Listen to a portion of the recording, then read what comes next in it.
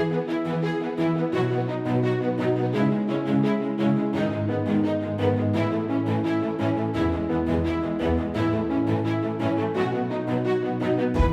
fall, we're delighted to bring to the market a group of 3 separate sales. We're going to have our best owner sales, including works from very many different collectors. We have the Chang Weihua collection of Arcade Jades Part 4, and we are delighted to bring to the market classical Chinese furniture from the Tsang collection. The Tsang collection was amassed by a very devoted and passionate collector. Her name is Piper Tsang. She was a very successful businesswoman. She was very much driven and inspired by the Ming literati lifestyle and philosophy. She was also very drawn to the aesthetics, the simplicity of Ming furniture from the 17th century, particularly made in Huanghuali. The collection is very interesting because she really paid attention to unusual forms, and the color of the wood is beautiful honey hues that you see throughout the entire collection. She was also very particular about where she was acquiring the pieces from. She was only working with the top dealers of the time, names such as Grace Wu, Peter Lai, Charles Wong, and Nicholas Grindley. These are all people that really aided her in putting this collection together. And it has paid off because she has managed to assemble an incredibly interesting collection, interesting shapes. They're not only chairs and tables and stands. There is a variety of incredibly rare shapes that we don't see very often. A vast majority of the pieces were exhibited in many different museums throughout the world. So she had, the pieces came from exhibitions held in the Los Angeles Country Museum of Art, the Crow Museum of Asian Arts in Dallas, Texas, National History Museum in Taipei, and others. The highlight of the collection is this incredibly important, magnificent Huanghuali incense stand, dating to the 17th century. It's absolutely beautiful in its construction, the quality of the wood used. It is a magnificent example of elegance and simplicity in its form, and it's still a very sought-after piece of furniture in today's market.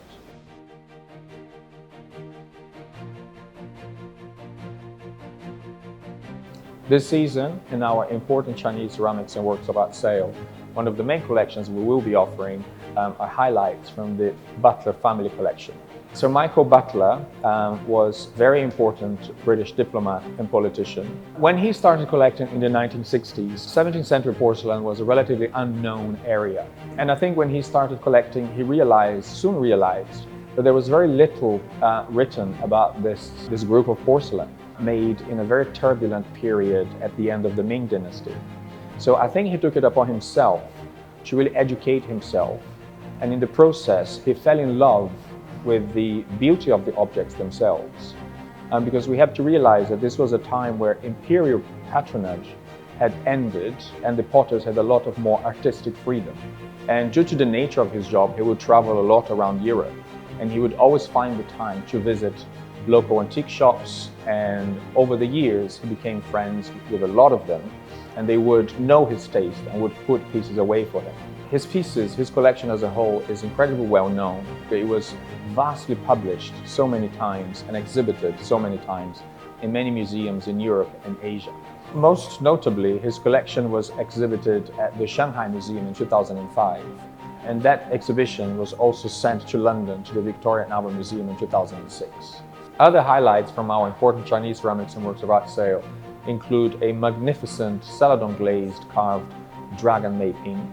The vase itself was exhibited at the Ming Chiu Society in Hong Kong in 1995, and it was sold by us, British Hong Kong, in 1996. It came from the Jingguan Tang collection. The vase is an incredibly striking example of imperial Qing porcelain made for the Qianlong Emperor.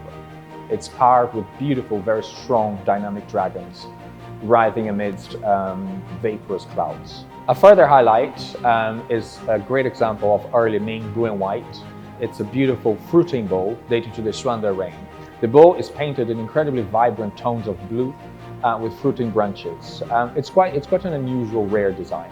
The bowl was sold at Sotheby's Hong Kong in 1981, and it came from the collection of the very famous collector Edward T. Chow. And back to Imperial Qing ceramics, we have a magnificent pair of small Dotsai water pots. These pots are decorated around the bodies with vaporous clouds, very beautifully executed. They date to the Yongjung reign, so early 18th century. So they were acquired at Eskenazi in London, the incredibly famous dealer, in 2012.